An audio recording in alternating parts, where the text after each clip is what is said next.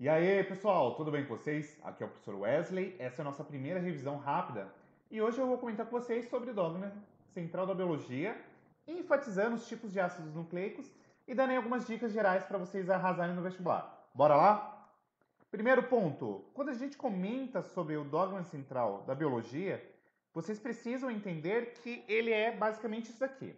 É um processo no qual você tem um DNA, que é através de um processo denominado como replicação ou duplicação, ele vai gerar novas moléculas, e essa molécula de DNA, ela, através de um processo denominado como transcrição, vai formar uma nova molécula chamada RNA, que também é um ácido nucleico, tá bom? E esse RNA, que ele basicamente meio que serve como um manual de instrução, ele vai enviar uma informação, ele consegue posteriormente, num processo denominado como tradução, formar as proteínas. O que vocês precisam se ater? Existem algumas diferenças básicas entre o DNA e o RNA. De maneira bastante simplificada, o DNA ele é uma molécula dupla fita, ele tem as bases nitrogenadas adenina, timina, citosina e guanina, sendo que ele tem uma pentose, um açúcar denominado como dexorribose, e a principal função dele é armazenar a informação gênica. Em contrapartida, o RNA ele é uma molécula fita simples, apresenta as bases nitrogenadas adenina, uracila, citosina e guanina. Ao passo que o tipo de pentose que faz parte do RNA é a ribose, tá? E como eu falei anteriormente, a função central aqui do RNA é justamente enviar uma informação e, consequentemente, a gente ainda pode acrescentar que, além de enviar essa informação muito bem descrita pelo RNA mensageiro, tem função de transporte de aminoácidos, que é a função do RNA transportador, e também pode fazer parte aqui do ribossomo. Beleza? E aí, o que significa aquele rolê que eu falei lá? DNA, RNA, proteínas. É basicamente isso daqui, pessoal. Nós temos lá dentro do núcleo o DNA, que é uma molécula dupla fita, que tem a capacidade de autoduplicação através da replicação, fazendo um processo denominado como transcrição, formando o RNA, beleza? O RNA, por sua vez, através de um processo denominado como tradução, ele forma aqui as proteínas, tá? Sendo que tanto a replicação quanto a transcrição são processos que acontecem aqui dentro do núcleo, principalmente quando a gente está falando de organismo eucarionte, tá bom? E o processo de tradução ele acontece aqui a nível de citoplasma. Simplificadamente é isso. Mas em contrapartida, uma outra detalhe que vocês precisam se ater é que o DNA, comumente, ele pode apresentar-se no vestibular como ADN também, que é o ácido desoxirribonucleico. O RNA pode também ser abreviado como ARN, que é o ácido ribonucleico. O que vocês precisam se ater é que, geralmente, quando você pensa em DNA, você fala, pô, o DNA ele sempre está dentro do núcleo, sob a forma de cromatina ou cromossomo, ou seja, cromatina é quando o DNA está descondensado. E quando ele está condensado, ele forma aqui os cromossomos. Mas um detalhe importante é que o DNA ele também pode estar presente no citoplasma, quando a gente está falando aqui de procariontes, isto é, porque a gente já sabe que procarionte não tem núcleo, mas o DNA ele pode estar presente também em mitocôndrias e cloroplastos quando a gente está falando de eucariontes, tá? Então se liga nisso, gurizada. DNA pode estar tanto no núcleo quanto nas mitocôndrias e cloroplastos em eucariontes, tá? Como eu falei anteriormente, é uma molécula dupla fita e o RNA, por sua vez, ele pode estar presente no núcleo, no citoplasma e também no ribossomo. Pois é, o ribossomo ele é formado aqui por RNA. E por fim, mas não menos importante, o RNA é fita simples. Acerca da composição química, seja ele DNA ou RNA, a gente vai ter o seguinte conceito: eles são polinucleotídeos, ou seja, são polímeros de nucleotídeos.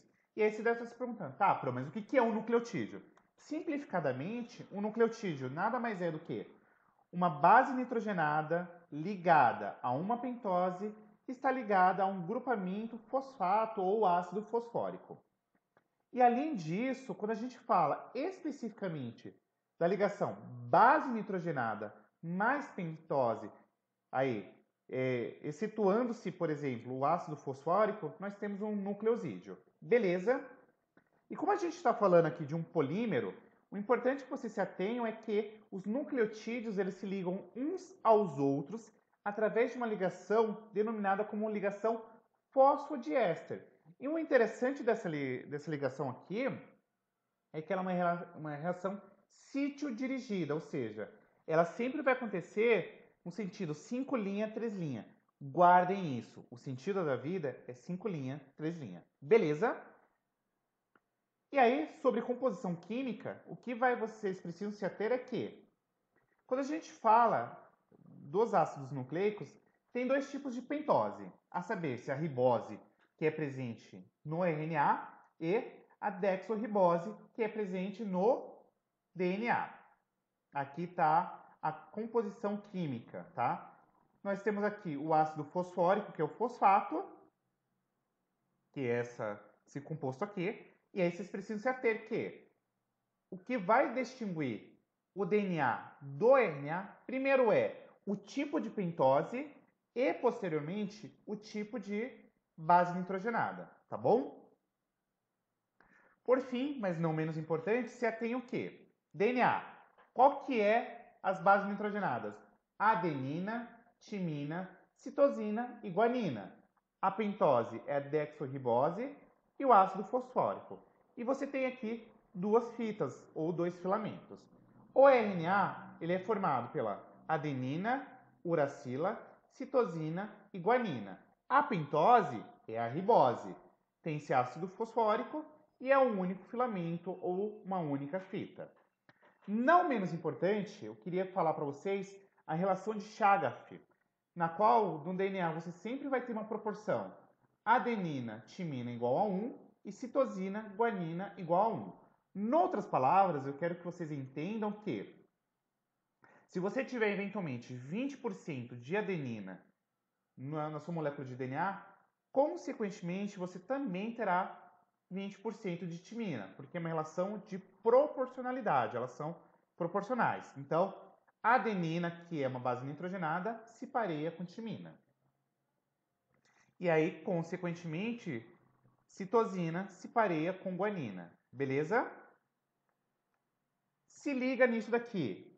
No DNA, já ouviu falar dessa mulher aqui? É a Gal Costa. Já ouviu falar desse cara? Ele é o Gnaldo Timóteo. Gal Costa, eu recomendo que vocês escutem, que é maravilhosa. Lembra sempre do nome Gal Costa, GC. Logo, G se pareia com C.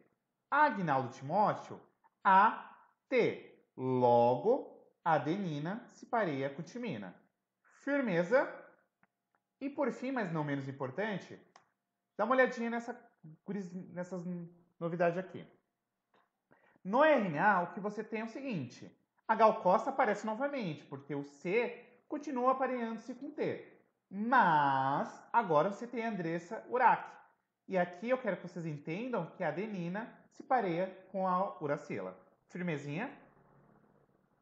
E aí, por fim, quando a gente dá uma olhadinha aqui na molécula de DNA, o que eu quero que vocês se atentem é que se eu fizer uma amplificação, eu tenho isso daqui, ó.